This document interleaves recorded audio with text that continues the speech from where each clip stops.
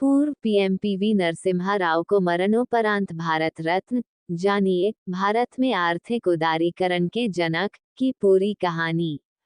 पूर्व प्रधानमंत्री पीवी नरसिम्हा राव गारू को मरणोपरांत भारत रत्न से सम्मानित किए जाने पर पूर्व कांग्रेस अध्यक्ष सोनिया गांधी ने कहा कि मैं इस फैसले का स्वागत करती हूं। पूर्व प्रधानमंत्री चौधरी चरण सिंह, पीवी नरसिम्हा राव और मशहूर वैज्ञानिक एमएस स्वामीनाथन को देश के सर्वोच्च नागरिक सम्मान भारत रत्न मरणोपरांत से सम्मानित किया जाएगा। प्रधानमंत्री नरेंद्र मोदी ने खुद एक्स पर पोस्ट कर यह जानकारी दी। पीएम ने एक पोस्ट में कहा कि उन्हें ये बताते हुए खुशी हो रही है कि पूर्व प्रधानमंत्री पीवी नरसिम्हा राव को भारत रत्न से सम्मानित किया जाएगा।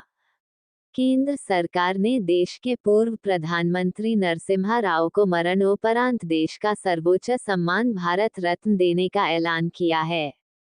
नरसिम्हा राव लगातार 8 बार चुनाव जीते और कांग्रेस पार्टी में 50 साल से ज्यादा समय गुजारने के बाद भारत के प्रधानमंत्री बने। नरसिम्हा राव 20 जून 1991 से 16 मई 1996 तक देश के प्रधानमंत्री रहे। नरसिम्हा राव को भारतीय राजनीति का चाणक्य कहा जाता है। वह भारत में आर्थिक उदारीकरण के जनक माने जाते हैं। 10 भाषाओं में बात कर सकते थे नरसिम्हा राव। पी.वी. नरसिम्हा राव का जन्म 28 जून 1921 को आंध्र प्रदेश के करीमनगर में हुआ था। उनका पूरा नाम पामुलापार्ती वेंकट नरसिम्हा राव था। उन्होंने हैदराबाद के उस्मानिया विश्वविद्यालय, मुंबई विश्वविद्यालय एवं नागपुर विश्वविद्यालय से अपनी पढ़ाई की थी। नरसिम्हा राव 8 बच्चों के पिता थे। पीवी नरसिंह राव के 3 बेटे और 5 बेटियां हैं। पेशे से कृषि विशेषज्ञ और वकील रहे राव राजनीति में आए और कुछ महत्वपूर्ण विभागों का कार्यभार संभाला। वह 10 भाषाओं में बात कर सकते थे और अनुवाद के भी उस्ताद थे। ऐसा रहा राजनीतिक करियर। नरसिम्हा राव 1957 से 1977 तक आंध्र प्रदेश विधानसभा के सदस्य, 1977 से 84 तक लोकसभा के सदस्य रहे और दिसंबर 1984 में रामटेक से 8वीं लोकसभा के लिए चुने गए। वह भारतीय विद्या भवन के आंध्र केंद्र के भी अध्यक्ष रहे। राव 14 जनवरी 1980 से 18 जुलाई 1984 तक विदेश मंत्री, 19 जुलाई 1984 से 31 दिसंबर 1984 तक गृह मंत्री और 31 दिसंबर 1984 से 25 सितंबर 1985 तक रक्षा मंत्री रहे।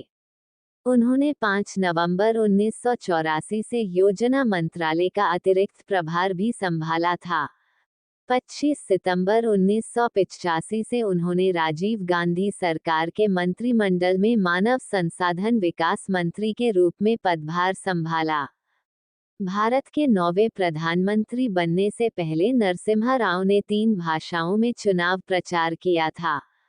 उन्होंने 3 सीटों पर जीत दर्ज की। आंध्र प्रदेश सरकार में 1962 से 64 तक कानून और सूचना मंत्री, 1964 से 67 तक कानून और विधि मंत्री, 1967 में स्वास्थ्य और चिकित्सा मंत्री और 1968 से 1971 तक शिक्षा मंत्री रहे।